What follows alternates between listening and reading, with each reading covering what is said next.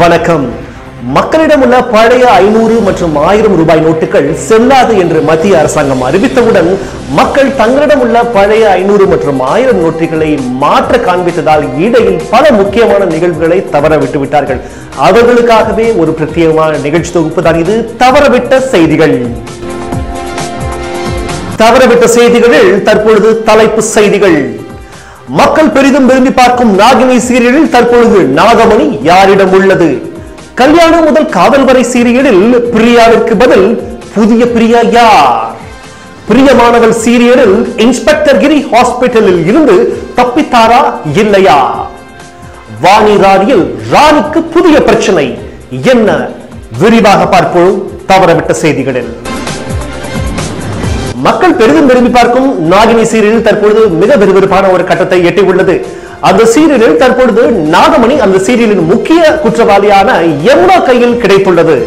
யமுனா நாகமணியை வைத்துக் கொண்டு என்னென்ன செய்கிறார், மேலும் ஸ்ரேயாவிற்கும் சிவன்யாவிற்கும் என்ன பிரச்சனை என்பதை பற்றிய விரிவாக நமது செய்தியாளர் திரு அகஸ்டின் அவர்கள் தற்பொழுது தொடர்பு கொள்ளலாம்.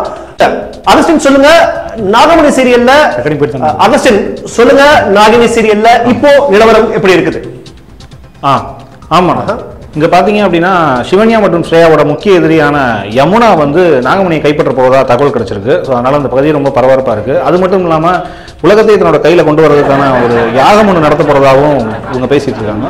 சிவன்யாவின் கணவர் மீது ஸ்ரேயாவுக்கும் ஒரு ஈடுபாடு வந்திருப்பதாக தகவல் வந்திருக்கிறது.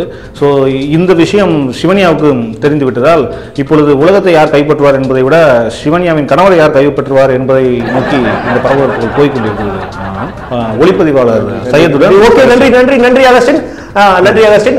நாகினி சீரியலில் தற்பொழுது மிக விறுவிறுப்பான கட்டத்தை எட்டியிருக்கிறது பார்ப்போம். இப்பொழுது மக்கள், குறிப்பாக இளைஞர்கள், தங்கள் கனவுகளையும் தூக்கத்தையும் தொலைத்த கல்யாணம் முதல் காதல் வரை சீரியல் நடித்தும் இந்த கனவு கண்ணிய பிரியா பவானி சங்கர் பர்சனல் காரணங்களுக்காக சீரியலை விட்டு வெளியே சென்று விட்டார். இது அனைவருக்கும் தெரியும். இதனால் பேஸ்புக்கில் பிரியா பவானி சங்கரின் டை ஹார்ட் ஃபேன்ஸ் அவர்கள் தினமும் ஒப்பாரி வைத்துக் கொண்டிருக்கிறார்கள். மேலும் பிரியா பவானி சங்கரை புதிய பிரியா ஒருவர் தற்பொழுது புதிய மாடல் சைத்ரா அப்படின்ற ஒரு தெலுங்கு மாடல் இந்த சீரியல் தற்பொழுது புதிய பிரியாவாக வலம் வந்து கொண்டிருக்கிறார். இது பற்றிய மேலதிக தகவல்கள் நமது பிரியா பவானி சங்கரின் ஆதர்ஷ ரசிகரான நமது செய்தியாளர் திரு குமாரசாமி இப்பொழுது தொடர்பில் இருக்கிறார். வணக்கம் குமாரசாமி. பிரியா சார், உங்க பாட்டுக்கு தூக்கிட்டீங்க. நானா என்னைக்கு சார் சீரியல் பார்த்தேன்? நான் எங்க அம்மாவை சீரியல் பார்த்தா திட்டுவேன் சார். அப்பயே உட்காந்து சீரியல் பாக்குறேன். சார் உங்க பாட்டு தூக்கிட்டீங்க. தெலுங்குல இருந்து கூட்டு வரேன், மலையாளத்துல இருந்து கூட்டு வரேன். பிரியா மாதிரி முடியுமா சார்? கல்யாணம் முதல் காதல் வரை பிரியா சார் நிறுத்தத்துக்கு பற்றியில பிரியா இல்லாம நாங்கெல்லாம் முடியல சார். உடம்பெல்லாம் குத்தி குத்தி குத்தி தாங்க முடியல சார்.